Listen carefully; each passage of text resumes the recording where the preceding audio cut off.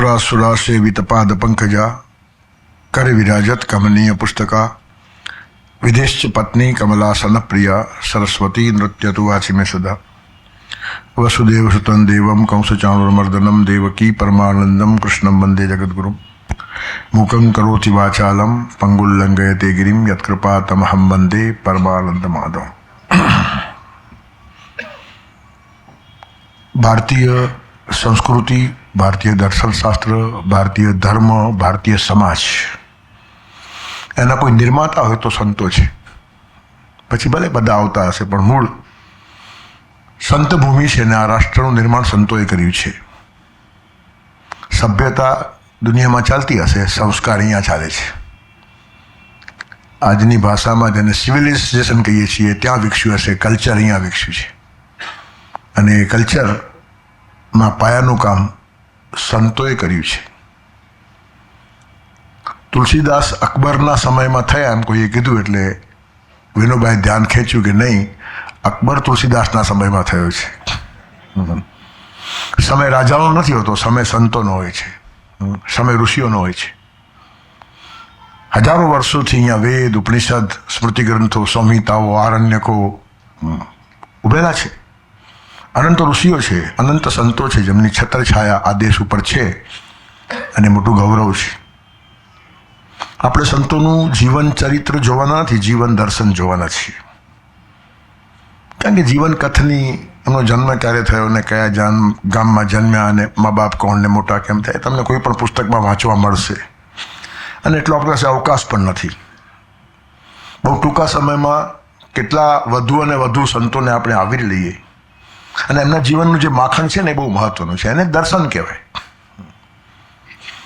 ભારતીય તત્વજ્ઞાનને આપણે દર્શન શાસ્ત્ર કહીએ છીએ. Schools of Indian philosophy. દર્શનમાં રિયલાઇઝેશન છે, ખાલી અભ્યાસ નથી. જીવન દર્શન એટલે જીવનનો નિચોડ. ઘણા બધા સંતો છે, આ ભૂમિ સંતોની છે. જ્યાં હાથ નાખો ત્યાં રત્ન મળે, આવી રીતની આ ભૂમિ છે. અને એટલે જ દુર્લભમ ભારતે જન્મ, ભારતમાં જન્મ મળવો એ બહુ દુર્લભ ઘટના છે. એનું કારણ એક વિકસિત વનરાજીથી યુક્ત જ્યાં અનંત વટવૃક્ષો છે તેની છાયામાં જીવવાનો આપણને અવકાશ અને મોકો મળે છે. સૌથી પહેલા મગજમાં આવે છે સંત જ્ઞાનેશ્વર. બહુ મોટું કામ કર્યું એમણે. જ્ઞાનેશ્વરી એ એમનો અક્ષરદેહ છે. આપણી વચ્ચે હાજર ન હોય તો પણ જ્ઞાનેશ્વરી હાથ મારો, જ્ઞાનેશ્વર તમારી સાથે બોલતા હોય તેવું લાગે. જોકે એમને સમજવા ઘણા આગ્રહ છે કારણ કે બહુ જૂની મરાઠી છે, પણ છતાં નવીન પણ લખાયું છે, જુદી જુદી ભાષાઓમાં ભાષાંતર પણ થયા છે. થોડીક ક્ષમતા જોઈએ માણસને એમને સમજવાની. અને એટલે જ જ્ઞાનેશ્વરને સૂર્યની ઉપમા આપી છે. એ પ્રેરક પુરુષ છે અને એમની સામે એકનાથને અગ્નિ કહેવા આવ્યા છે. ત્યાંથી પ્રેરણા મળે છે, પ્રકાશ મળે છે, અહીંયાથી ઉષ્મા અને હૂંફ મળે છે. અગ્નિ તમારા ઘરના ચૂલામાં આવીને બેસી જાય. સેવા બંને જ કરે છે અને બંનેની સેવા મહત્વની છે. સૂર્ય પણ સેવા કરે છે, પ્રકાશક છે, પ્રેરક છે. અગ્નિ પણ ઉષ્મા અને હૂંફ આપે છે અને બધા જ ભગવાનના અવતારો છે. યતત ભાસયતે સૂર્યો ય શશાંકો ય પાવક. જે સૂર્યમાં છે, જે ચંદ્રમાં છે, જે પાવકમાં છે તે જ તત્વ છે. પણ જ્ઞાનેશ્વરે બહુ મોટું કામ કર્યું. જ્ઞાનની ભૂમિકા છે એમને. ગોરખનાથે પણ આ દેશમાં જ્ઞાનનો ઘણો પ્રચાર કર્યો. એમનો યોગ જરા જુદો હતો. બધું જ ડિસ્કાર્ડ કરતા કરતા કરતા કરતા પછી છેલ્લે એક તત્વ ઉપર આવી જાય એટલે શૂન્યવાદી થયા અને બધું જ આવરી લીધું એટલે જ્ઞાનેશ્વર પૂર્ણવાદી થયા. જેને ગીતાની ભાષામાં આપણે બ્રહ્મ નિર્વાણ કહી શકીએ. બુદ્ધ કહે છે નિર્વાણ, બધું જ ખલાસ થયું, દીવો બુજાઈ ગયો, એ નિર્વાણ. ત્યારે ગીતા કહે છે નહીં, બધું ખલાસ થતું જ નથી, ભળી જાય છે, એ બ્રહ્મ નિર્વાણ. બ્રહ્મમાં ભળી ગયું એટલે બ્રહ્મ નિર્વાણ. પણ વાત એકની એક જ છે. કોઈ ડિસ્કાર્ડ કરી કરીને શૂન્ય તરફ જાય અને કોઈ વિસ્તાર કરી કરીને બધાને આવરી લે. અને મજાની એક વાત છે કે પૂર્ણ લખો તો પણ મોટું મીંડું થાય ને શૂન્ય લખો તો પણ મોટું મીંડું થાય. જે સબર જ્ઞાની છે અને ભક્તિથી યુક્ત છે તે તે કહેશે ઓમ પૂર્ણમદ પૂર્ણમિદમ પૂર્ણાત પૂર્ણમુદચ્યતે પૂર્ણસ્ય પૂર્ણમાદાય પૂર્ણમેવાવશિષ્યતે. એ જ વાત શૂન્યવાદી જુદી ભાષામાં કહે છે ઓમ શૂન્યમદ શૂન્યમિદમ શૂન્યાત શૂન્યમુદચ્યતે શૂન્યસ્ય શૂન્યમાદાય શૂન્યમેવાવશિષ્યતે. પણ ગોરખનાથનો યોગ અને જ્ઞાનેશ્વરનો યોગ એમાં એક ફરક પાયાનો એ છે કે જ્ઞાનેશ્વરના યોગે ભક્તિના ચરણોમાં સાષ્ટાંગ પ્રણામ કર્યા છે. આ સમન્વય બહુ મોટી વાત છે. અને એ જ્ઞાનેશ્વરનું જીવન કાર્ય રહ્યું છે.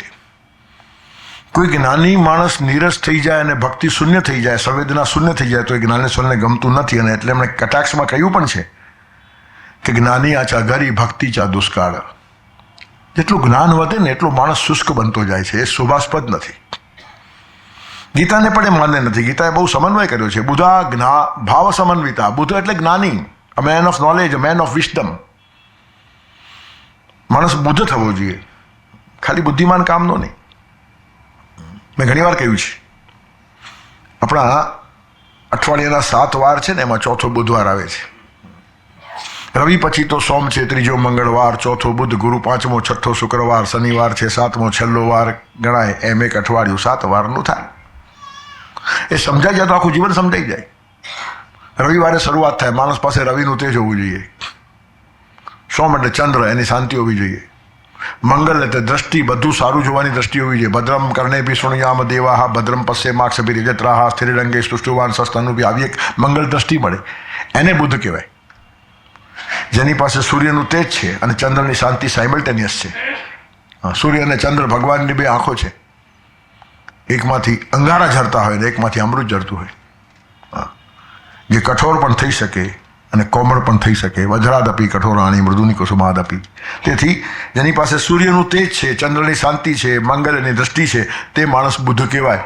અને આવો બુદ્ધ જીવનમાં મળી જાય તો એને જ ગુરુ કરાય. ને આવો ગુરુ મળે તો જીવનમાં શુક્રવાર થાય.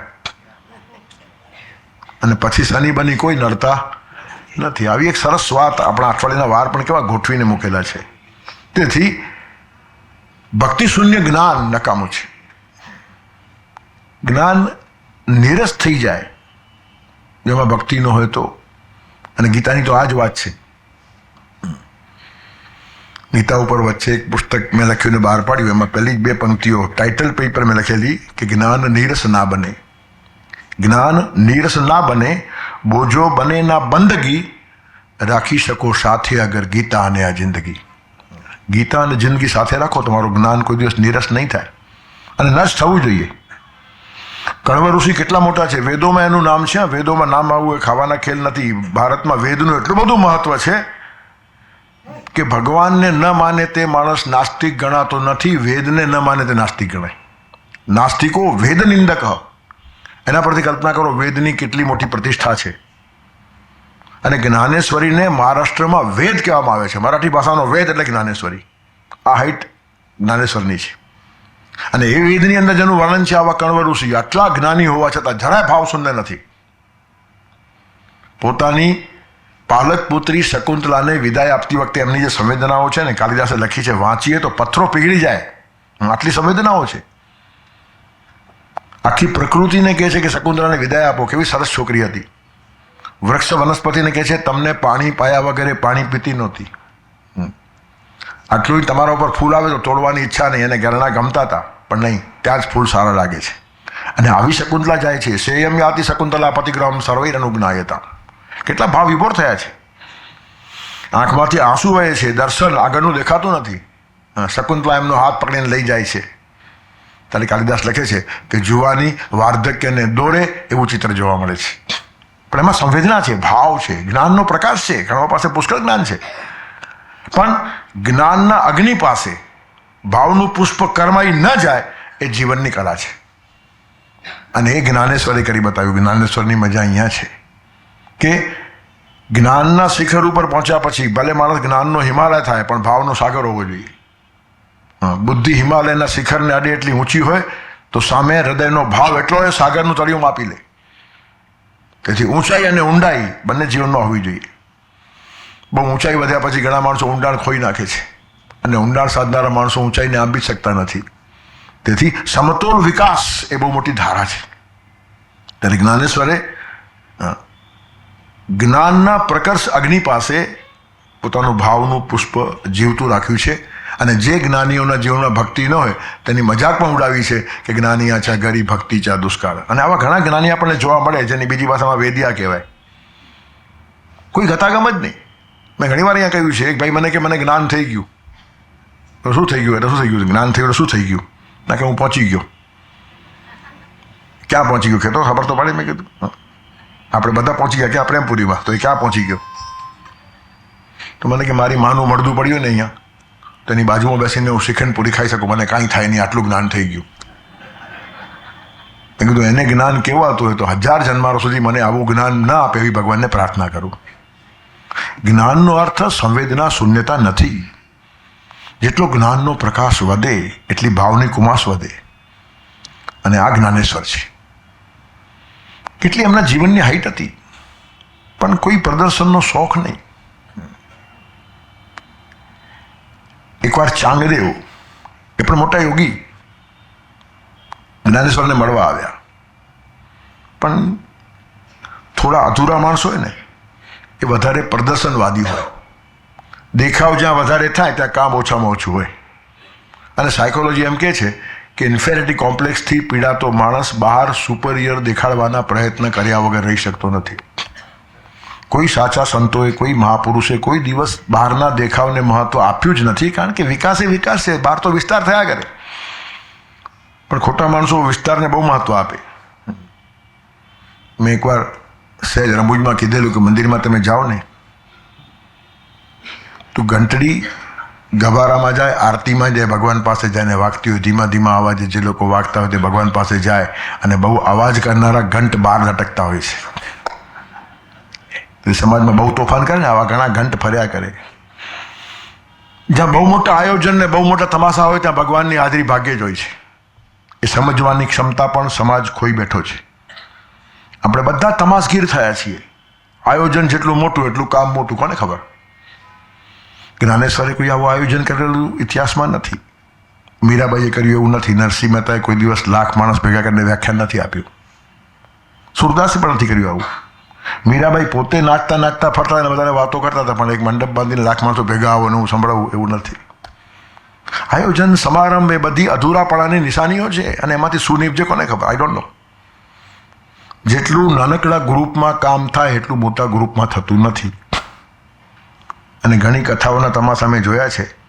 છેલ્લા બેઠેલા માણસો ચવાણું ખાતા હોય, મેળાવો એકબીજાને મળતા હોય ને કંઈક દુનિયાભરની વાતો ચાલતી હોય. ઠીક છે, આગળ બેઠા હોય 2-5 હજાર માણસ સાંભળતા હોય તો પછી એટલા જ રાખો ને, આ બધી ઉપાધિ શું કામ ભેગી કરવાની? પણ બાહ્ય પ્રદર્શનને મહત્વ આ લોકો આપતા નથી. ચાંગદેવને જરાક એવું ખરું, જ્ઞાનેશ્વર કરતાં હું મોટો છું એમ દેખાડી આપું, એટલે વાઘ ઉપર બેસીને મળવા આવ્યા. સાપની લગામ અને વાઘ ઉપર સવારી. ખબર તો પડે કેટલા ક્રૂર પ્રાણીઓને મેં વશમાં કર્યા છે. જ્ઞાનેશ્વર ઓટલે બેઠેલા, નિવૃત્તિ, જ્ઞાનદેવ, સોપાન, મુક્તાબાઈ, આ 4 બધા ભાઈ બહેનો ઓટલે બેઠેલા હતા. ને કોઈ આવીને સમાચાર આપ્યા કે ચાંગદેવ આપને મળવા આવે છે, વાઘની સવારી કરીને આવે છે. તો જ્ઞાનેશ્વર હસ્યા. આટલો મોટો માણસ આવતો હોય તો સ્વાગત કરવા આપણે જવું જોઈએ. એમણે જે ઓટલો બેઠો હતો તે ઓટલાને જ ઉડાડ્યો અને ઓટલા શીખે સ્વાગત કરવા ગયા. ચાંગદેવ સમજી ગયા કે હું વાઘ ઉપર સવારી કરું છું એટલે જીવંત પ્રાણીઓ પર કંટ્રોલ છે, આનો તો ઓટલા ઉપર કંટ્રોલ છે, નિર્જીવને ઉડાડી શકે છે, આની પાસે શું હોશિયારી બતાવવાની છે. જ્ઞાનેશ્વરને આવો કોઈ શોખ નહીં હતો, પણ સામેના માણસનો અહંકાર જ્યારે બહુ વધે ને ત્યારે કેટલીક વખત એને ઠેકાણે લાવવા માટે પણ આવું કરવું પડે. જ્ઞાનેશ્વરને કાંઈ રસ નહીં હતો. એનું કારણ છે લિંગ દેહથી માણસ જીવતો થાય છે. મરેલા માણસમાં પણ આત્મા છે, આત્મા જતો નથી ક્યાંય. શોખ સભામાં માણસો વ્યવહારમાં બોલે, વ્યવહારમાં બોલવાની છૂટ છે. ભગવાન એમના આત્માને શાંતિ આપે. આત્મા અશાંત હોતો જ નથી. ભગવાન એમના આત્માને મુક્તિ આપે. આત્મા બંધાયો છે કઈ દિવસે?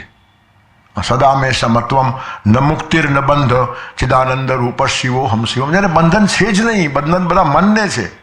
મને એવો મનુષ્યાણામ કારણ બંધ મોક્ષ. શાસ્ત્રમાં બધી વાતો સ્પષ્ટ છે. ત્યારે આત્માને મુક્તિની જરૂર નહીં, આત્માને શાંતિની જરૂર નહીં, પણ લગભગ બધી પ્રાર્થના સભામાં બોલાય કે ભગવાન એમના આત્માને શાંતિ આપે. બોલનારા પ્રામાણિક છે કે ભગવાન તું શાંતિ આપજે. એનું કારણ અમે તો એનું લોહી જ પીધું છે. આનાથી બીજો શું અર્થ હોય આનો? એને ભગવાન ભલે શાંતિ આપશે જ, અને એના કર્મો શાંતિ આપશે. તમારી કોઈ પ્રાર્થના એને શાંતિ નહીં આપે. પણ તમે એના પાસે શીખીને તમે શાંતિ મેળવો ને, એ માણસ ખરેખર કંઈક સારું કરી ગયો ને, તો એવું જીવીને અહીંયા મને શાંતિ મળે ને, એ જ ખરી શાંતિ છે એની. પણ આપણે અશાંતિમાં જીવવું છે ને બધા માટે શાંતિની શુભેચ્છાઓ કરવી છે, કિંમત નથી. જ્ઞાનેશ્વરની એક વાત નક્કી હતી, શબ્દોને કિંમત નથી, જીવનને કિંમત છે. શબ્દ કરતાં જીવનનો વધારે પ્રભાવ પડે છે. એ જ વાત તુકારામ કીધી છે, બોલે તચા ચાલે તે છે વંદાવે પાય. જેવું બોલે છે તેવું માણસ ચાલતો છે, એની કિંમત છે. તેથી પ્રભાવી માણસો બહુ દેખાવમાં, બહુ દંભમાં, બહુ આડંબરમાં માનતા નથી. એનું કારણ અંદરથી એ લોકો ઇન્ફિરિયર છે જ નહીં. પૂર્ણમદા પૂર્ણમિદમ આવું જેને જ્ઞાન થયું તે માણસ પોતાની જાતને હલકો શા માટે સમજે? આપૂર્યમાણ અચલ પ્રતિષ્ઠમ સમુદ્રમાપ પ્રવિશંતિ યદવત તદ્વત કામાયમ પ્રવિશંતિ સર્વે સશાંતિમાં આપનું કામ કામી. સમુદ્ર પોતાને કોઈ જાતનો અપૂર્ણ સમજતો જ નથી. સ્થિત પ્રજ્ઞને ભગવાને સમુદ્રની ઉપમા આપી છે. દુનિયાભરની બધી નદીઓ સમુદ્રમાં આવે, પણ એકાદ નદી ન આવે તો સમુદ્ર કોઈ દી પૂછવા જાય કેમ નર્મદા તું નહીં આવી, કેમ ગંગા તું નહીં આવી? નહીં, કોઈ દિવસ નહીં. તેમ દુનિયાભરની કામનાઓ આવે તો આવવા દે, પણ આ માણસ કામનાનો ગુલામ નથી. કામનાની પૂછા કરવા આ માણસ જાય જ નહીં. એનું કારણ એને ખેંચીને ભોગ લેવો નથી, ભગવાન આપે તે પ્રસાદ લેવો છે. તેથી આખી જીવનની ધારણા જ બહુ જુદી હોય. ત્યારે જ્ઞાનેશ્વર બહુ ઊંચી કક્ષાના. ચાંગદેવને એમ થયું કે હવે હું જ્ઞાનેશ્વરને એક પત્ર લખું, પણ પત્ર લખતી વખતે સંબોધનમાં જ ગડબડ થઈ. કારણ કે ચાંગદેવ ઉંમરથી મોટા, જ્ઞાનેશ્વર નાના, એટલે ચિરંજીવ લખવું જોઈએ. અને આમ આટલા બધા મોટા છે જ્ઞાનથી કે ચિરંજીવ લખાય નહીં, તો પૂજ્ય લખવું પડે. ત્યારે મારા કરતાં વધારે જ્ઞાની છે, વધારે યોગ સાધક છે, વધારે વિકસેલા છે, માટે પૂજ્ય લખવું પડે. અને પૂજ્ય લખવાની ઉંમર ના પડે છે, મારી ઉંમર મોટી છે, મારે ચિરંજીવ લખવું પડે. તે પત્ર લખવાનો બાજુ પર રહ્યો, સંબોધન નક્કી જ નહીં થયું એટલે કોરો જ કાગળ મોકલી આપ્યો, સાવ કોરો કાગળ. મુક્તાબાઈના હાથમાં આવ્યો, વાંચ્યું. જ્ઞાનેશ્વરે પૂછ્યું, ચાંગ શું છે? તો ચાંગદેવનો કાગળ છે. શું લખ્યું છે? કાંઈ લખ્યું નથી કે. હજી આવ એવો ને એવો જ કોરો રહ્યો. મુક્તાબાઈને મજા કરવાની ટેવ હતી, પણ જ્ઞાનેશ્વરને પછી બહુ કોઈનું મજાક કરવાનું પણ ગમે નહીં.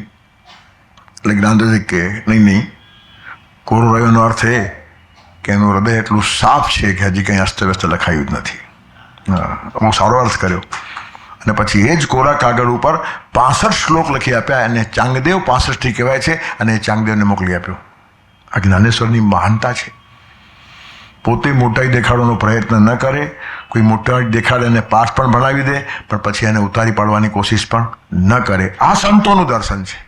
સંતોનું જીવન દર્શન એટલે આ છે. અને એ જો જ્ઞાનેશ્વરની વાતની સુગંધ આપણને આવે ને, તો પછી ચરિત્ર વાંચવાની મજા આવશે. તેથી હું ખાલી આમ ઇંગિત કરતો કરતો નીકળી જઈશ. થોડોક એક દિશા આપણને મળે કે સંતો પાસે કેવી સૌરભ અને કેવી ખુશ્બુ હોય છે. બીજું નામ મગજમાં આવે છે, એકનાથ સ્વામી. કેટલા મોટા? આટલા જ મોટા. ખબર નહીં મરાઠી સંતો મગજમાં આવે છે, મહારાષ્ટ્રમાં બેઠા છે એટલે હશે. ના, એટલે બીજા પણ આવશે કે બીજા નહીં આવે એવું નથી, પણ શરૂઆતમાં સીધા ભગવાન મગજમાં એ લાવ્યા છે. એ પણ એક ભૂમિપૂજન છે. સંતોની ભૂમિ છે મહારાષ્ટ્ર. પુષ્કળ સંતો થયા. નિવૃત્તિ જ્ઞાનદેવ, સોપાન મુક્તાબાઈ, એકનાથ નામદેવ, તુકારામ. પરંપરા છે. ભગવાન ભૂલાઈ જાય ને જ્ઞાન બા તુકારામ, જ્ઞાન બા તુકારામ, એનો જ ગજ્જર ચાલતો હોય. આટલી સંતોએ આ ભૂમિને શાંતિ આપી છે, પ્રકાશ આપ્યો છે, ચેતના આપી છે. એકનાથની પણ આટલી જ મહત્તા છે. એ પણ બહુ પહોંચેલા, પૂછો જ નહીં. એમને પણ ઓળખવા અતિશય અઘરા છે. એમનો દીકરો હરિપંડિત પણ એમને ઓળખવામાં નિષ્ફળ ગયો. એકનાથ બહુ મોટું કામ કરે. એમના વ્યાખ્યાનો ચાલતા હોય, લોકો સમસ્યા પૂછવા માટે આવતા હોય કે એના કંઈક સમાધાનો કરતા હોય, એટલે આખો દિવસ બહુ બિઝી હોય. એકાદ વખત કંઈ સ્નાન સંધ્યા કરવાનું રહી ગયું હશે, રહી જાય. આપણે એવું છે ને કે બહુ જ કોમન લોકોના માપથી બધાને માપ્યા કરીએ. ખરેખર સંતોને માપવાના હોતા જ નથી, પામવાના હોય છે. ઘણી વાર એવું થાય, તમે સવારના 8 વાગે 9 વાગે કોઈના ઘરે જાઓ, બહુ મોટો માણસ પણ સૂતો હોય, તમને નવાઈ લાગે, હજી સૂવે છે 9 વાગ્યા સુધી. પણ 2:30 વાગે ઉઠ્યો હતો અને 2:30 થી 5 અને સાધના કરી. તમને ખબર છે, આપણે ખાલી વહેલા ઉઠીને પોતાની સાથે ડાયા સમજીએ ને, એ સમજવા જેવું નથી. વહેલા ઉઠવું સારું છે, પણ હવે આપણા કરતાં કેટલો વહેલો ઉઠ્યો ને પછી પાછા આપણે ઉઠીએ એના પહેલાં એ માણસ સૂઈ ગયો એ આપણા ધ્યાનમાં ના આવે. એનું કારણ નરસિંહ મહેતા કહે છે, રાત રહે જા રે પાછલી ખટગડી, સાધુ પુરુષને સૂઈ ન રહેવું, નિદ્રાને પરહરી સમરવા શ્રી હરિ, એક તું એક એમ કહેવું. રાત 6 ઘડી બાકી હોય ત્યારે ઉઠી જવાનું.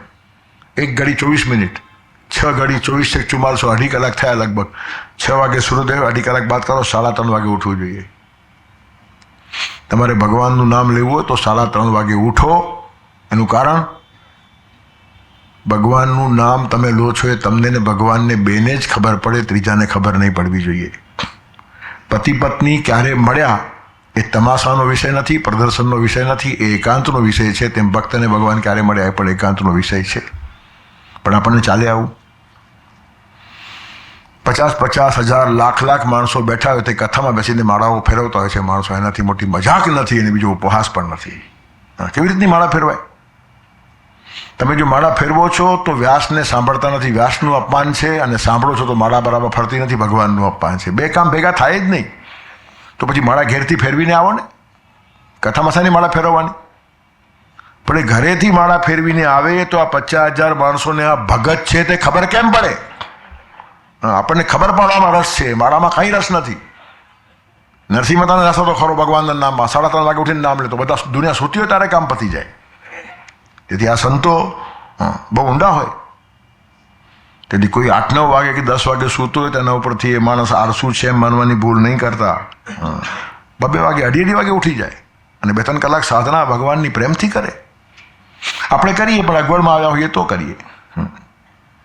આ લોકોનો નિયમ થઈ જાય રોજનો.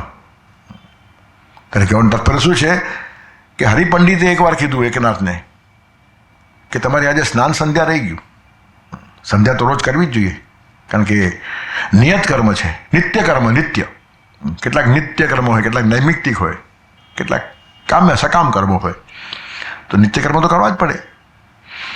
ત્યારે એકનાથ સ્વામી હસવા લાગ્યા ને હસતા હસતા કહે છે કે તારી પાસે એક પુસ્તકનું જ્ઞાન છે, પોથીનું જ્ઞાન છે, એમાં લખ્યું છે કે નિત્ય કર્મ રોજ કરવા જોઈએ. પણ તે અધૂરી પોથી વાંચી છે. એમાં લખ્યું છે કે આપણને સૂતક હોય ને તો નિત્ય કર્મ ન કરીએ તો એ વાંધો નહીં. તો કે આપણને ક્યાં સૂતક છે? કોઈ ઘરમાં નવું જન્મ્યું નથી અને કોઈ ઘરમાં મર્યું નથી, તો સૂતક ક્યાંથી આવ્યું? તો કે તને ખબર નથી.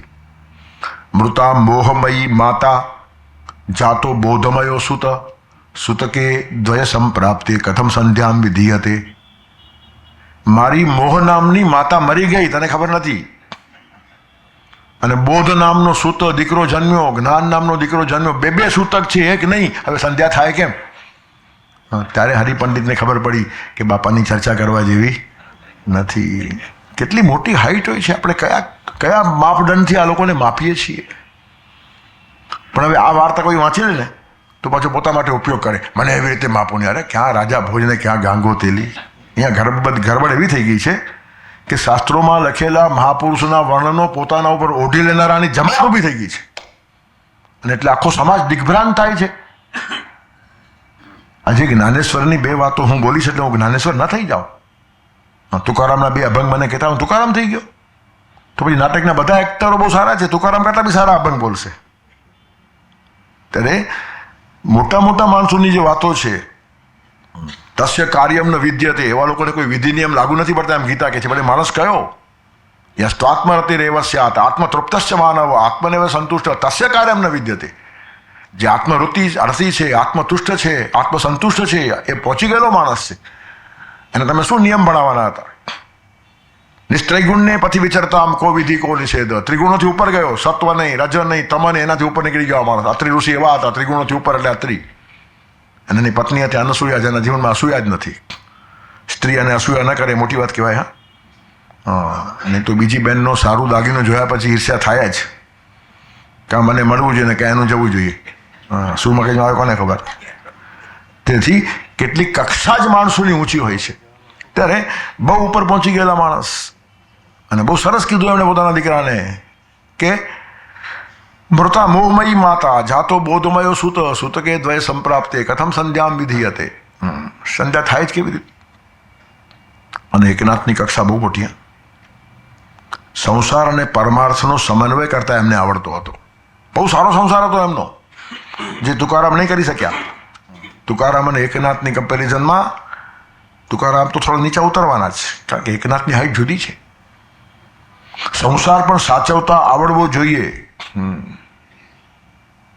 સંસારની ઉપેક્ષા કરીને પરમાત્મા જવાવાળો માણસ થોડો હજી કાચો છે. ઘણા માણસો સંસાર આમ ફેંકી દઈને આમ કરવા લાગે, અરે તું તને કાંઈ મળશે નહીં, તેને મળે અને બધું જ મળે. પત્ની જ તને નહીં મળી તો પરમાત્મા ક્યાંથી મળવાનો હતો? પ્રપંચ કરાવવા નેટકા, સંસાર પણ સારો કરતા આવડવું જોઈએ, પૂર્ણતા છે. If you can't love your neighbour whom you see daily, how can you love God whom you have never seen? અને તમારી સાથે ઉભેલો માણસ તમને રોજ મળે છે, એને પણ જો પ્રેમ નહીં કરી શકતા હો તો જેને જોયો જ નથી એ પરમાત્માને પ્રેમ કેમ કરશો?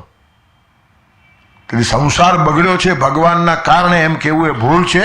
સંસાર બગડ્યો છે કરતા આવડ્યો નહીં, તેથી સંસાર નહીં બગડવો જોઈએ. સંસાર સારામાં સારો હોવો જોઈએ.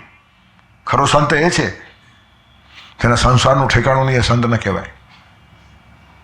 તમે દુનિયા આખીને સમજાવી શકો અને મા બાપ જોડે બને નહીં.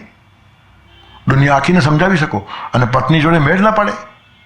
દુનિયા આખીને સમજાવી શકો અને તમારો દીકરો તમારી વાત સાંભળે નહીં. હું તો જરા જુદું કહું છું. બાપ કેવો છે એ દીકરાને પૂછો. નજીકનો માણસ જેટલું ઓળખે એટલો દૂરનો માણસ ઓળખે નહીં. તેથી બહારથી મળતા સન્માનપત્રો બહુ કામના નથી. હા,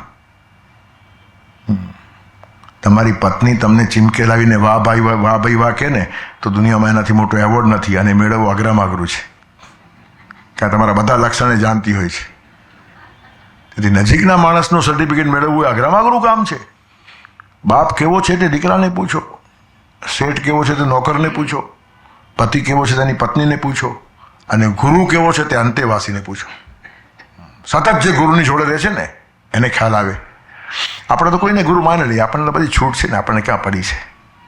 ગુરુ હોવા જ જોઈએ એમ કોઈ ઠોકી બેસાડ્યું ને આપણે મંડી પડ્યા લઈને. એનું કારણ કોઈના ઉપર જવાબદારી નાખે એટલે આપણે નિશ્ચિંત, પાપ આપણે કરીને ભોગવે ગુરુ. એવા સસ્તાઓ શોધી કાઢ્યા છે આપણે. ગુરુ રેવૈ તજ્જાડ્યમ શ્રોતા યત્રણ વિદ્યતે. શિષ્ય પાપ કરે ને જવાબદારી ગુરુ ઉપર આવે છે. તેથી ગુરુએ એટલા જ શિષ્યો કરવા જોઈએ જેના જીવન ઉપર સંપૂર્ણ ધ્યાન છે, અને શિષ્ય પોતાની જીવનની કિતાબ જેની પાસે ખુલ્લી મૂકતો હોય. અને આવા શિષ્ય એક કાં તો બે કરતાં વધારે હોય જ નહીં, છેલ્લા લાખો શિષ્યો થાય છે.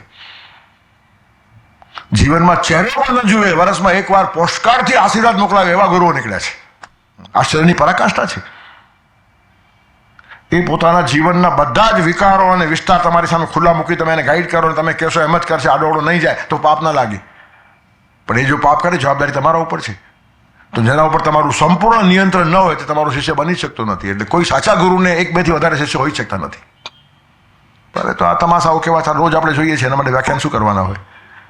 એ શિષ્ય નથી ને ગુરુ નથી, અને બંને હલાવે જ રાખે છે. એને ધકેલ 50-85 કહેવાય. શું ચાલે છે? ધકેલ 50-85. ત્યારે આવું આખું વાતાવરણ થયું છે. આ દેશની દુર્દશાનું કારણ કેટલું ઊંડું છે ને તે પકડતા પણ નથી આવડતું. અને ઉપર છલા બધા છમકલાઓ કરીને રસ્તાઓ ગોત્યા કરીએ છીએ. પાયો બદલ આખું પાયાનો. એટલે કહેવાનું તાત્પર્ય શું છે? કેટલી જીવનની એક મોટી ઊંચાઈ હોય છે. એટલે એકનાથ સ્વામીની બહુ મોટી મહાનતા છે. એમની પત્ની ઘરે આવનારા બધા મહેમાનોનું સ્વાગત કરે. પત્નીને પતિ માટે કેટલો અભાવ છે, અને પતિ પણ પત્નીનું કેવું એપ્રિસિએશન કરે છે. હમણાં જ મહિલા દિન આવશે, કાલે જ છે મને લાગે છે. હા, કેટલી મહિલાઓનું સન્માન ઘરમાં થાય છે. બહારની વાત જવા દો, હા બહાર પણ 2-5 લોકોનું થતું હશે, બીજું શું છે. અને એકાદ હાર પહેરાવી દેવો એ સન્માન નથી, એનો રિસ્પેક્ટ જાળવવાનો છે. યત્ર નાર્યસ્તુ પૂજન તેમ કહેતા ને મનુ ભગવાન, તો પૂજા એટલે આરતી નથી ઉતારવાની, એને ડ્યુ ઇમ્પોર્ટન્સ મળવું જોઈએ. પત્ની એને ભાર્યા કહેવાય છે. તમારા જીવનના શૂન્યાવકાશને ભરી નાખે એનું નામ ભાર્યા. એ તમારા ઘરે કામ કરવા આવેલી વગર પગારની નોકરાણી નથી. આ સમજવાની ક્ષમતા હોવી જોઈએ. પત્નીના મન પાસે પહોંચવું પડે, પત્નીની બુદ્ધિ પાસે પહોંચવું પડે, એના હૃદય પાસે પહોંચવું પડે. અહીંયા તો હસ્તમિલાપથી આગળ વધતા જ નથી. હૃદય મિલાપ જીવનભર થાય જ નહીં. ગોર મહારાજ બિચારો હસ્તમિલાપ કરાવી આપે, હૃદય મિલાપ કરાવી આપવાની જવાબદારી સ્વીકારતો નથી, કારણ કે એનું પોતાનું થયું નથી. તેથી પ્રસન્ન દાંપત્ય એ એકનાથના જીવનમાં શીખવા જેવું છે. જ્ઞાનેશ્વરે જેમ જ્ઞાન અને ભક્તિનો સમન્વય કર્યો છે, તેમ એકનાથે સંસાર અને પરમાર્થનો સમન્વય કર્યો છે. પરમાર્થની આટલી ઊંચાઈ મળ્યા પછી પણ સંસાર આટલો જ સરસ છે. જેમ જ્ઞાનનો હિમાલય હોવા છતાં પણ જ્ઞાનેશ્વર ભાવના સાગર છે. તેથી સંતો સમન્વયના માણસ છે. એકનાથે બહુ મોટું કામ કર્યું. એકનાથના ઘરે ઘણા બધા માણસો આવે,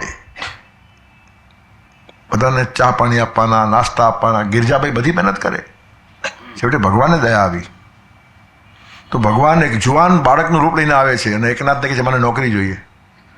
તો હું તો આકાશ ઉપર જીવનારો માણસ છું, મારી પાસે કંઈ વેપાર થોડો છે, પગાર બગાર અપાય ના અપાય, કે મને પગાર જોઈતો જ નથી. કે શું વાત કરે છે? એમને એમ તો હા, એમને એમ ખાવા પીવાનું તમે જે ખાતા હશો વધુ ઘટું ખાઈ લઈશ. આવો નોકર મળે કોઈને? આવો નોકર ભગવાન સિવાય કોઈ નથી. ઈશ્વર આપણા ઘરે બી એવું જ કામ કરે છે. આપણે શું એને આપીએ છીએ? આપણે બધું જ આપે છે. એક ભાઈએ આખો શ્રાવણ મહિનો ભગવાન ઉપર પાણી ચલાવ્યું. મનમાં એ કામના હતી કે ધંધામાં નફો થશે, પણ નફો થયો નહીં. એટલે કે જે ભગવાન આખો મહિનો મહેનત કરી પણ તમે પીગળ્યા નહીં, આવતે વર્ષે પાણી બંધ. ભગવાનનું પાણી બંધ કરે છે. આખા દુનિયાને પાણી જ ભગવાન આપે છે. અને આપણે 2 લોટા ચડાવીએ ક્યાંથી ટકે? તરત સુકાઈ જાય 5 મિનિટે. અભિષેક આપણે કરીએ છીએ કે ભગવાન કરે છે? ગઈકાલે શિવરાત્રિ હતી, એક ક્ષણે બોલતા બોલતા મેં કીધું કે ભગવાન આપણા ઉપર અભિષેક કરે છે.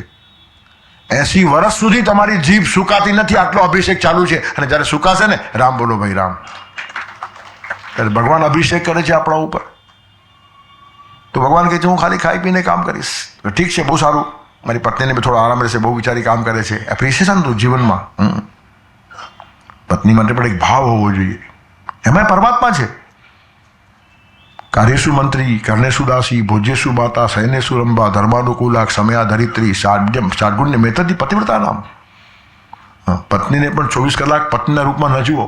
તમારી મિત્ર છે, સલાહકાર છે, સેવિકા છે, રંભા છે અને મા પણ છે. પત્ની જમાડતી હોય ને ત્યારે મા જોવાની હિંમત હોવી જોઈએ. ગાંધીજીએ પોતાની પત્નીને કસ્તુરબા કહેવાની હિંમત કરી. બીજો માણસ ભાગ્યે જ કરે, પણ વેદો કહે છે પહેલા વસ્તી અને આબાદીની જરૂર હતી એટલે આશીર્વાદ આપતા, અષ્ટપુત્રા સૌભાગ્યવતી ભવ, તને 8 દીકરાઓ થાય. અને પછી પાછળ લખે કે પછી તારો પતિ જ તારો 9મો દીકરો બની જાય. એટલે માતૃત્વનો આરોપ થાય. સ્ત્રી એ કેવળ ભોગવવાનું રમકડું નથી. કોઈ પણ જીવંત વ્યક્તિને વસ્તુ તરીકે વાપરવી એનાથી મોટું જગતમાં બીજું પાપ નથી. કેટલો બધો વિચાર આપણે ત્યાં થયો છે. અને એકનાથ સ્વામીએ એ સંસાર અને પરમાર્થનો સમન્વય કરી દેખાડ્યો પોતાના જીવનની અંદર. અને પછી આ તો શ્રીખંડ્યા જુવાનીઓ આવ્યો, ભગવાન હતા પોતે અને કામે લાગી ગયા. બહુ સરસ કહે છે મહારાષ્ટ્રમાં કે શ્રી એકનાથ સદની માધવજી સર્વ કામ હે કરીતો, સ્વકરે ચંદન ઘાસી, ગંગે છે પાની કાવડી ભરીતો. એકનાથના ઘરે ભગવાન પોતે કામ કરે. એકનાથ ભગવાનની પૂજા કરે ને તો ચંદન ભગવાન ઘસી આપે. બોલો, જેને ચોપડવાનું એ જ ઘસી આપે. અને પાણીનો અભિષેક કરે તો કાવડ ભગવાન ભરી લાવે. હવે ભગવાન કાવડ ભરી લાવે અને એ માણસ પૂજા કરે, એનાથી મોટો ભક્ત બીજો કયો હશે? આટલા મોટા એકનાથ છતાં પણ કેટલા નમ્ર વિનમ્ર ક્ષમામૂર્તિ છે. ક્ષમામૂર્તિ. દંતકથા આવી છે. એકવાર કંઈ ગંગામાં સ્નાન કરીને આવતા હતા અને એક મ્લેચ્છ છે યવન પડ્યો હશે વેશ્યાના ઘરમાં, ને ત્યાં બારીમાંથી એમના ઉપર થૂક્યો. હવે અસ્તવ્યસ્ત માણસ, ઠેકાણા વગરનો. હવે એકનાથનો ભગવાન સાથે ડાયરેક્ટ કોન્ટેક્ટ, હોટલાઇન. 1 મિનિટમાં માણસ બળીને ભસ્મ થઈ જાય, પણ નહીં. ઉપર જોઈને હસ્યા, પાછા ગયા, પાછા નહીં આવ્યા. અને મસ્તી સૂજી, બીજી વાર થૂક્યો. હવે જે હશે તે, પણ વાર્તા આવી રીતે કે 21 વાર થૂક્યો અને 21 વાર નાવા ગયા. પેલો માણસ ખલાસ થઈ ગયો, આવીને પગમાં પડ્યો કે મેં ભયંકર પાપ કર્યું છે, તમને સમજવામાં નિષ્ફળ ગયો. મને એમ તમે ચીડાશો, તમે ક્રોધે ભરાશો, પણ તમે તો હસતા રમતા આમને આમ ફરો છો. મને માફ કરો, મારો મોટો અપરાધ થયો. તો કે અપરાધ નહીં, ગંગામાં સ્નાન કરવાથી પાપ ધોવાય છે. હું 21 વાર નાહ્યો, એક જ દિવસમાં 21 જન્મના પાપ ધોવાઈ ગયા, એનો યશ તને છે. આ સંતોનું જીવન દર્શન છે. કોઈના માટે દ્વેષ આવતો જ નથી. એનું અસ્તવ્યસ્ત વર્તન છે તો એ માણસ બદલવો જોઈએ. સામેના માણસને બદલવો એ મોટી વાત છે. વિનોબાએ બહુ સરસ કીધેલું કે ડોકું કાપી નાખવું ને એ ક્રાંતિ નથી, ડોકું બદલાવી નાખવું એ ક્રાંતિ છે. જીવતો રાખીને માણસને બદલાવો હિંમત હોય તો તમે કોઈ માણસ તમારું ન માને એને મારી નાખો, એમાં તમે હારી ગયા, એ જીતી ગયો. એનું કારણ મરતા સુધી તમારી વાત નહીં માની એ માણસે, પણ એને જીવતો રાખીને તમારો બની જાય ને ત્યારે ખલાસ થયો. દુશ્મન ખલાસ ક્યારે થાય? જ્યારે તમારો મિત્ર બની જાય ત્યારે. હવે દુશ્મન રહે જ નહીં, એ મિત્ર થઈ ગયો. અને એકનાથ પાસે આ ક્ષમતા હતી, અને ક્ષમતા હોવા છતાં ક્ષમા હતી. ક્ષમતા ન હોય તો માણસ ક્ષમા કરે. ક્ષમા વીરસ્ય ભૂષણમ, વીર માટે ક્ષમા ભૂષણ છે અને કાયર માટે ક્ષમા દૂષણ છે. તમે રસ્તામાં જાઓ ને એકાદ માણસ તમાચો મારે, તમે કહો જાઓ માફ કિયા, એનું કારણ માફ નહીં કરીએ તો બીજો ખાવો પડશે, એકથી જ પતાવો. હવે આને ક્ષમા કહેવાય? અરે જરા ઊંચી આંખ કરીને જુએ ને તો ત્યાં ઊભા ઊભા એ માણસ સળગી જાય. આટલી તક શક્તિ હતી આંખમાં, પણ નહીં, ખોટો ઉપયોગ નહીં કરવાનો. એ સ્પિરિચ્યુઅલ પાવર છે, આમ વપરાય નહીં આવી રીતે. આટલા ક્ષમામૂર્તિ હતા. કેટલાક લોકો હતા અવરચંદા, વિઘ્ન સંતોષીઓ. એકનાથ ગુસ્સે થાય જ નહીં, તો એમણે એક ગુંડો રોક્યો કે એકનાથને ગુસ્સે કરી આવો, મોં માગ્યું ઇનામ આપશું. એ તૈયાર થઈ ગયો. એકનાથ જમવા બેઠા તે જ વખતે એમના ઘરમાં ઘૂસી ગયો, બૂટ પહેરીને રસોડા સુધી. બૂટ ઉતારવાની વાત જ નહીં, કારણ કે ગુસ્સે જ કરવા હતા એને. અને ગમે તેમ અસ્તવ્યસ્ત બોલવા લાગ્યો, અશ્લીલ વાતો બોલવા લાગ્યો, રાડો પાડવા લાગ્યો. તો એકનાથ કહે છે કે આ ભૂખ્યો લાગે છે, ગમે તેમ બોલે, પીરસને જ્યારે એને પણ પાછું બેસાડો. એ બૂટ પહેરીને બેસી ગયો, જમવા લાગ્યો. હાથ તો તારે થઈ કે ગિરજાબેન પીરસવા આવ્યા ત્યારે કૂદકો મારીને પીઠ પર બેસી ગયો ગિરજાબેનની. કોઈ પણ પતિ છીડાઈ જાય. જ્ઞાનેશ્વર કહે છે તેનું ધ્યાન રાખજે, બિચારો પડી ન જાય. તો કે નહીં, હરિપંડિતને પીઠ પર બેસાડીને કામ કરવાની મને ટેવ છે.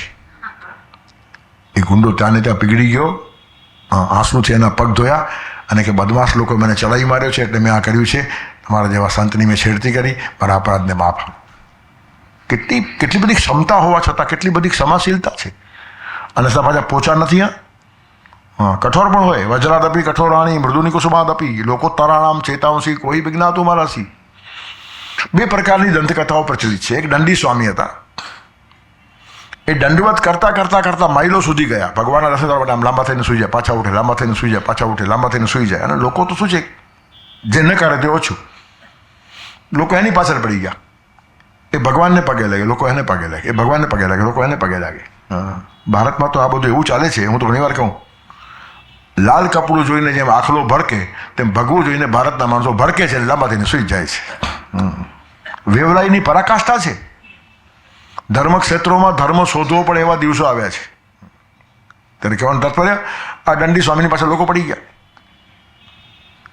દંડી સ્વામી પોતે કંટાળી ગયા કે હજારો લોકો મારી પાછળ પડી ગયા અને રોજ પગે પડ્યા કરે, લાંબા થઈને હું જેમ શું ભગવાન એમ મારી પાસે સુયા કરે, મારે બીજા કામ ક્યારે કરવાના, થાકી ગયા.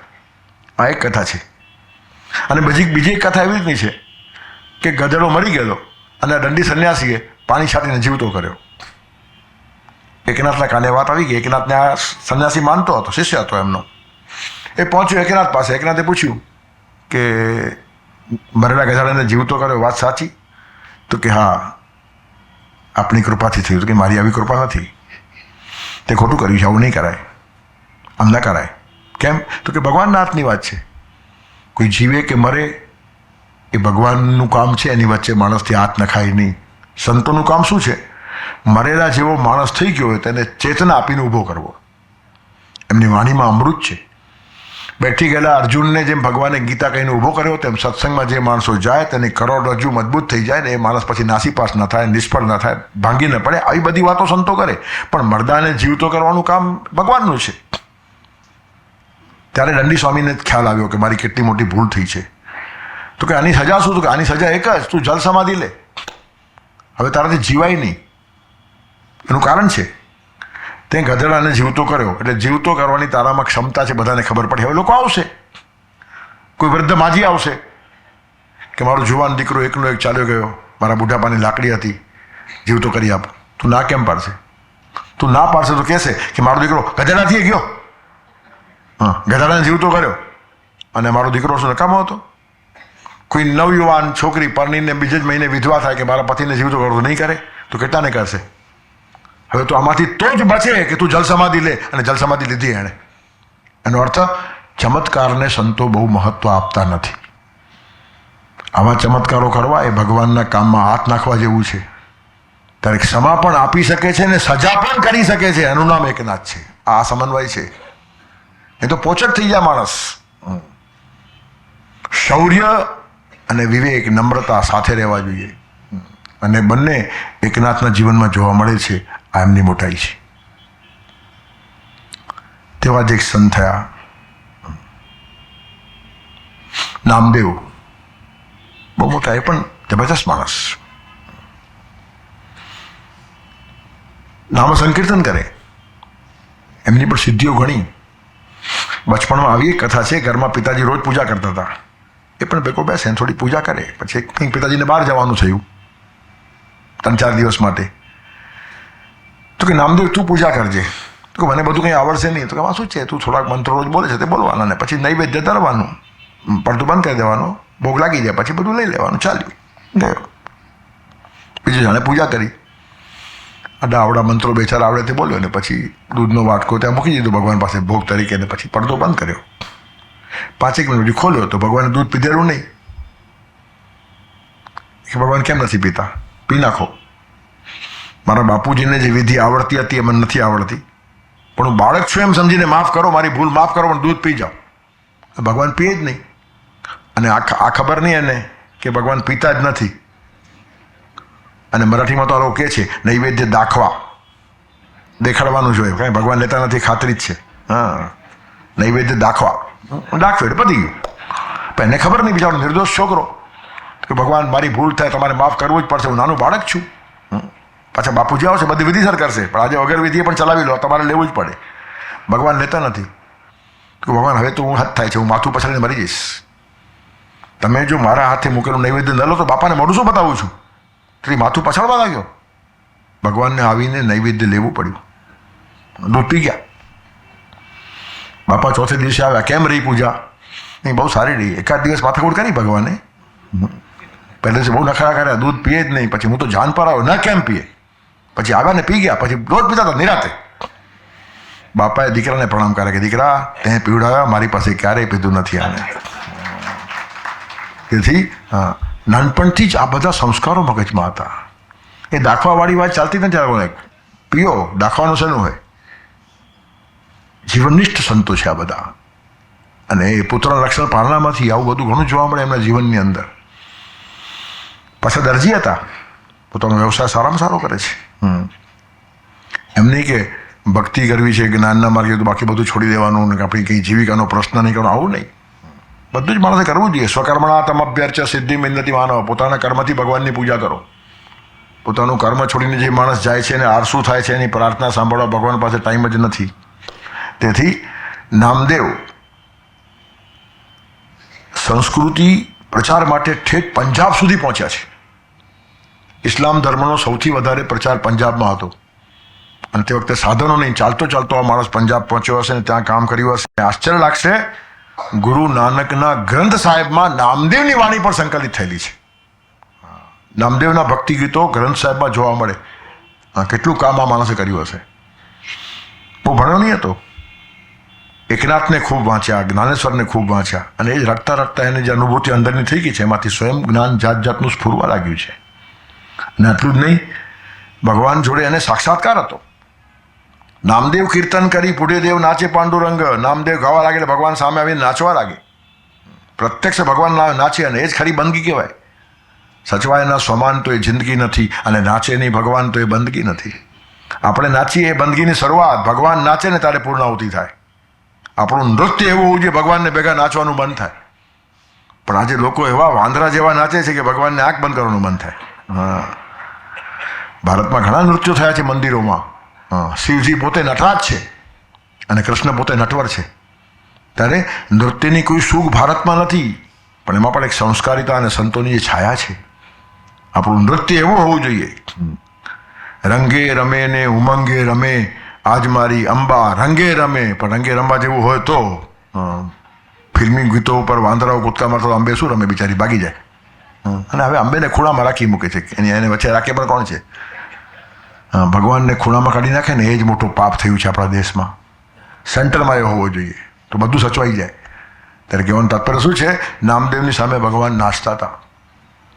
નામદેવના ગામમાં એક માણસ રે વેપારી લોચનદાસ, એ નામદેવ પાસે આવ્યો કે તમને ભગવાન રોજ મળે છે તો મને એકવાર દેખાડી દો ને, શું ફરક પડે છે? તો કે દેખાડી દઉં, મારું ક્યાં માલિકીનો છે? આકાશમાં ઇન્દ્રધનુષ આવે તો માણસ દેખાડે કે નહીં બધાને? સૂર્યાસ્ત દેખાડે, સૂરજ દેખાડે તો ભગવાન આવે, હું દેખાડી દઈશ. પણ છે આમ દેખાડી તો ભગવાન ભાગી જાય.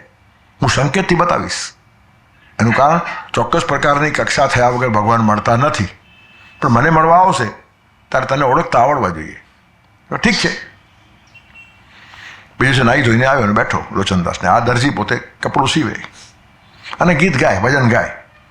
એ ભજન ગાય એટલે સામેના મકાનના છાપરા ઉપર આવીને ભગવાન ઊભા રહે, બહુસરી વગાડે, નાચે, કૂદે, બધું ચાલતું હોય એમનું. હવે આને ખબર પડે નહીં, આ ભજન ગાય ને ભેગું આવી ગાયા કરે લોચનદાસ. હવે આને બતાવવાનું કેમ?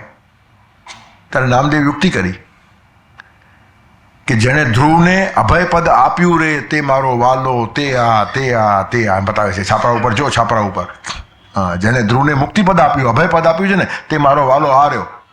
પણ આને પકડાય નહીં. આ તો ઊંધું ગાય ને તે આ બોલ્યા જ કરે કે જાણે ઝીલવાનું કે છે મને. નામદેવ અકળાયા કરે.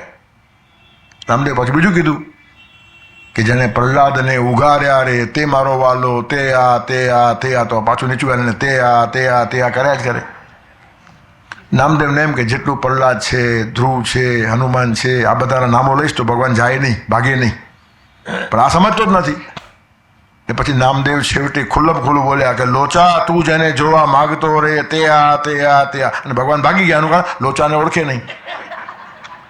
ત્યારે ધ્રુવનું નામ તો ઊભા રહે, પ્રહલાદનું નામ ઊભા રહે, પણ લોચામાં ન ઊભા રહે. તો આ લોચનદાસ સમજ્યો જ નહીં છેવટ સુધી. તેથી એમની સરળતા પણ એનો ગેરલાભ બીજા લોકો લઈ શકે નહીં, કારણ કે ભગવાન એની ધ્યાન રાખે છે. ભોળાનાથ ભોળા નથી, ભોળાઓનો નાથ છે. ભોળાઓને સાચવે તે ભોળાનાથ, પોતે ભોળો દુનિયા ચાલે. તો કામ જે ભગવાન શિવજી ભોળા ભાંગ પીને બેઠા હોય. આપણને આવું બધું સસ્તું અને મફતનું જ જોઈએ છે. પણ નામદેવ પાસે આ શક્તિ હતી જે ભગવાનને બોલાવી શકે. અને આટલું મોટું કામ પંજાબ સુધી જઈને આ માણસે કર્યું છે. ભક્તિની શક્તિ એટલે ખાલી બે ચાર ભજનો ગાયા છે એવું નથી, ત્યાં સુધી પહોંચ્યા છે. તેવા જ એક સંત છે તુકારામ, બહુ પહોંચી ગયેલા. બહુ સંસાર એમનો સંઘર્ષમય હતો, ખોઈ ગયા હતા, પણ થોડા એકાંગી થયા. સમન્વયની જે વાત હતી તે થોડી ઓછી થઈ. એ બે પણ હતા. તુકારામ બહુ ભણેલા નહીં હતા, પણ છતાં જે અભ્યાસ એમણે કર્યો એકનાથનો ને જ્ઞાનેશ્વરનો ને સંતોનો, સાંભળીને પણ કેટલી બધી વાતો જીવનમાં આવે. એકવાર તો પંડિતોની સભામાં કહી નાખ્યું, વેદાંચા તો અર્થ અમાસી જ થાવા ઇતરાની વાવા ભારમાં થા. અરે વેદોનો અર્થ મને ખબર છે, તમે તો ખાલી માથે બોજો રાખીને ફરો છો. મેં વેદ વાંચ્યા નથી, પણ હું જીવું છું ને જુઓ અને વાંચો, વેદમાં એ જ લખેલું હશે. આ કેટલી મોટી અનુભૂતિ છે. અનુભૂતિની વાણીની જુદી એક તાકાત હોય છે. પણ છતાં એમની ઈશ્વરની કોઈ ફરિયાદ નહીં હતી. એમની પત્ની થોડી પ્રતિકૂળ હતી. એકવાર કંઈ કામ કરીને આવ્યા ને પેલા ખેતરના માલિકે શેરડીના સાઠાનો એક ભારો આપેલો મજૂરીમાં, તો રસ્તામાં છોકરાઓને વેચતા આવ્યા, ઘરે એક જ સાઠો લઈ આવ્યા. પત્ની ચડાઈ ગઈ. ઘરના છોકરા ઘંટી ચાટે, પાડોશીને આટો બાવો વેચીને આવ્યો બધું. આપણા છોકરાઓને ખાવાનો હોય, ચીડાઈને ફટકો માર્યો જોરથી તુકારામને, તો શેરડીનો સાઠો તૂટ્યો ને બે ભાગ થઈ ગયા. હવે પત્ની આબુ મારે તો કોઈ બી ચીડાય, પણ આ કહે છે નહીં, સારું થયું, મને ખબર છે પતિવ્રતા તું છે, એકલી ખાય જ નહીં, બે ભાગ કર્યા, એક તારો ને એક મારો. કમ્પ્લેન નથી, જે થયું તે. પણ ભગવાન આવી પત્ની કેમ આપી એમ માણસો કે નહીં. ઉલટું ભગવાને કહેવાનું સારું થયું, બહુ સારી હોત તો એમાં ફસાત, તારી પાસે આવત નહીં. એટલે આ લોકોને જીવવાની એક સરસ મજાની કલા પોતાની પાસે મળેલી હોય છે. ત્યારે તુકારામની પણ એક પોતાની જબ્બર હાઈટ હતી. અભંગ વાણી પ્રસિદ્ધ તુક્યાચી, જે વાણી કોઈ દિવસ ભંગ ન થાય, તૂટે નહીં, એને કહેવાય અભંગ. અને આજે પણ મહારાષ્ટ્રમાં ઠેક ઠેકાણે એમના અભંગો ગવાય છે ને એટલા બધા જ્ઞાન પ્રચુર છે. તુકારામ કેટલા મોટા હતા એની વાત બીજું શું કરું. વર્ષો પહેલાં તુકારામનો ફિલ્મમાં એક એક્ટરે પાઠ કર્યો તો પૂનામાં એનો બંગલો થઈ ગયો. તુકારામ દુઃખી હતા, આપણને લાગે દુઃખી નહોતા. એનો પાઠ કરનાર બંગલા બાંધે તો એની બાંધી શકતે, પણ એને બંગલાની પડી જ નહોતી. એમને અંદરનો વૈભવ ખબર છે. તેથી બહારના વૈભવમાં અંદરની વાતો ખોઈ નાખનાર ઉપર આ લોકો અંદરથી આસ્થા હોય છે કે બિચારો દયા ખાવા જેવો છે. આયા પ્રાણી જન્માસી આલા, ગેલા બાપુરા વ્યર્થ ગેલા. જગતમાં આવીને જે મેળવવા જેવું હતું એ ખોઈ નાખ્યું અને કચરો બધો ભેગો કર્યો, એમાં શું ફાયદો? આવા તુકારામ હતા. તેવા જ ગુરુ નાનક, બહુ મહાન. હિન્દુ મુસ્લિમ એકતાનું બહુ મોટું કામ નાનકે કર્યું છે. એક જ પરમેશ્વરને માનતા હતા. એક ઓમ સતી નામું, સત શ્રી અકાલ. આજે પણ બધા પંજાબી લોકો સત શ્રી અકાલ બોલે. અકાલ એટલે કોઈ કાળનું એને બંધન નથી, વ્યાપક છે, ઓમકાર છે, એક છે. એમનો પહેલો મંત્ર છે ને, એમાં એક લખેલું છે. એક ઓમકાર, સતુનામી, શૈભમ સ્વયંભૂ છે, નિર્ભવ, નિર્વૈરું, કોઈનો એને ભય નથી, કોઈના માટે એને વેર નથી. આવો એક વ્યાપક પરમાત્મા. અને એ પણ બહુ ક્રાંતિકારી હતા. અસ્તવ્યસ્ત વાતો માને નહીં. એકવાર કોઈક ઠેકાણે સૂઈ ગયો તો એમના પગ મસ્જિદ તરફ હતા. તો લોકોને ગમ્યું નહીં. મસ્જિદ તરફ પગ કરો એ તો અપમાન છે, અલ્લાહનું અપમાન છે, ખુદાનું અપમાન છે. તો મને ખબર નથી, તમે જ મારા પગ ફેરવી આપો બીજી દિશામાં. આ લોકો પકડાને ફેરવ્યા તો મસ્જિદ ત્યાં આવી ગઈ. આમ ફેરવ્યા તો મસ્જિદ ત્યાં આવી ગઈ. જેમ એના પગ ફરતા ગયા ને તેમ મસ્જિદ ફરતી ગઈ. લોકો સમજી ગયા કે આ મસ્જિદવાળાને પામીને બેઠો છે, એના પ્રમાણે મસ્જિદ ફરે છે, મસ્જિદ પાછળ એ ફરતો નથી. આ જીવનની હાઈટ છે. અને આવા માણસો કામ કરી શકે. નાનકને એક અવાજ છે, નાનકને એક સામર્થ્ય છે એની પાસે. હિન્દુઓ પણ એને માને, મુસલમાનો પણ એને માને. તેવા જ કબીરજી છે. હિન્દુ મુસ્લિમ બેઉના માન્ય. અને ખુશામત કોઈ નહીં કરે નહીં. કબીરજી હિન્દુઓની ખુશામત નથી કરી અને મુસ્લિમોની ખુશામત નથી કરી. હિન્દુઓને તરત કહે છે, માલા તો કર્મે ફીરે, જીભ ફેરે મુખમાઈ, મનવા તો 14 ફેરે, એ તો સુમેરન નહીં. હાથમાં માળા ફરે, મોઢામાં જીભ ફરે, તારું મન તો ગમે ત્યાં ભટકે છે. આ કયા પ્રકારની ભક્તિ છે? હિન્દુઓને કહેવાની હિંમત હતી. અને મુસલમાન જો બાંગ પુકારે તો કે શેની રાડો પાડે છે, તારો અલ્લાહ બેરો છે? એ કહેવાની હિંમત કે બધાને ન હોય. એ જ માણસ કહી શકે જે દ્વેષ રહિત છે. સંતોમાં તાકાત છે. કડવું કહીને પણ જે માણસ કડવો થતો નથી એ સંત. એનું કારણ બધાને ખબર છે કે આ હિતચિંતક છે, એનો કોઈ સ્વાર્થ પાછળ છે નહીં. તેથી નિસ્વાર્થ થયેલા માણસો આ બધી વાતો કહી શકે. ચીટી કે પાવ મેં નેપુર બજે, વો ભી મેરા સાપ સુનત હૈ. કબીરજી કહે છે, કીડીના પગમાં જે ઝાંઝર છે એ વાગે તો એનો અવાજ ભગવાનને સંભળાય. શેની રાડો પાડો છો? હવે કીડી કેટલી, એનો પગ શોધવો પડે. એના માપનું ઝાંઝર કેવડું હોય અને એનો અવાજ કેટલો હોય.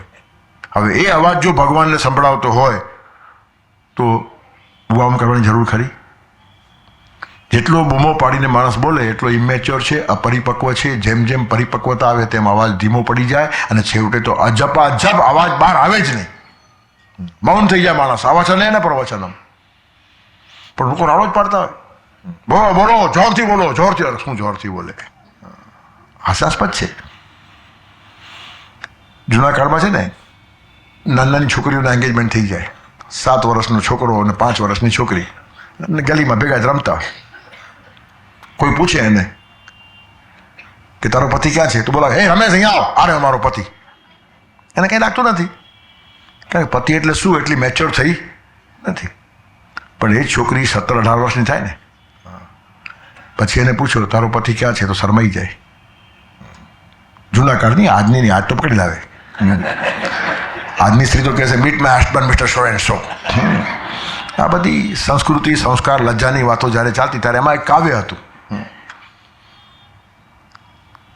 કાવ્યાત્મકતા છે ને એ રહસ્યમાં છે. કવિતા અને વનિતા જેટલી ઓછી સમજાય એટલી સારી. Poetry half understood is understood the best. ઘૂંઘટમાંથી જે મોઢું દેખાય ને એ વાદળમાંથી ચાંદ દેખાય એવું સરસ હોય છે. પણ રસ માણતા આવડવું જોઈએ. રહસ્ય છે ને એ કાવ્યની શોભા છે અને લજ્જા છે ને એ સ્ત્રીના જીવનનું કાવ્ય છે. મહિલા દિન છે એટલે વચ્ચે આવું થોડું આવ્યા કરે છે. આવતીકાલે જ છે ને. એક કવિ તો કહે છે કે આ સમુદ્ર ચંદ્ર પછવાડે ગાંડો થાય છે એટલે પોતાની પ્રીતમાને કહે છે, તમે ઘૂંઘટ હટાવો ના, કદી સાગર કિનારા પર સમંદર ચાંદ સમજીને ધસી જશે તમારા ઉપર. ચંદ્રને જોઈને સમુદ્ર ગાંડો થાય. તેથી જીવનની એક જુદા પ્રકારની મર્યાદા હોય છે. કબીરજીએ પણ ઘણું કામ કર્યું છે. એ પણ વણકર. પેલો દરજી હતો નામદેવ, તો આ કબીરજી વણકર હતા. જીની જીની જીની જીની બીની ચદરિયા. પણ સાથે એવું ધ્યાન રાખ્યું છે, દાસ કબીર જતન સે ઓઢી જ્યો કી ત્યો ધરી દીની ચદરિયા. જીવનની ચાદર ઉપર એક ડાઘ ન પાડતા પાછી સોંપી છે. અને કેટલી બધી વાતો એમણે કરી છે. પોથી પડી પડી જગમવા પંડિત હોવા ને કોઈ ઢાઈ અક્ષર પ્રેમ કે પડેસો પંડિત હોય, આખું પ્રેમ સૂત્ર આપી દીધું. શ્રીમંતોને કહે છે પાણી બાઢો નાવ મેં ઘર મેં બાઢો નાવ દોનો હાથ ઉલેચીએ હી સયાનો કામ. નૌકામાં પાણી ભરાય તો બે હાથે બહાર કાઢો ને તો ડૂબશે, તેમ ઘરમાં વધારે પડતી સંપત્તિ ભરાય તો બે હાથે બહાર કાઢીને સારા કામમાં ખર્ચો, નહીં તો નાવ પાણીમાં ડૂબશે, તમારા દીકરાઓ દારૂમાં ડૂબશે. આ કહેવાની હિંમત કબીરજીમાં હતી. બધા જ માણસોને કહી શકતા હતા એ.